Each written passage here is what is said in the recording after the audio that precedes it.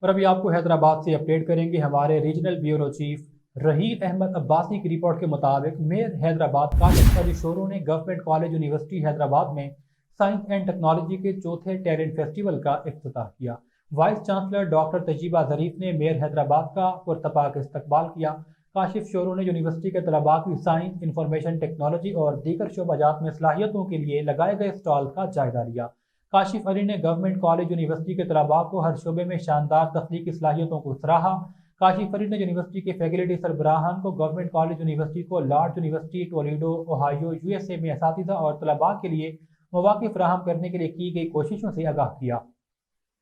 اس موقع پر town municipal corporation نیرون کوٹ کے chairman منتھر Jatoi, بلال مصطفیٰ شیخ، chairman town municipal corporation میاں سرفراز، پاکستان پیپلز پارٹی کے رہنما فیصل عبدالجبار خان، فرید قریشی، یونیورسٹی فیکلٹی سربراہان بھی ان کے ہمراہ موجود تھے۔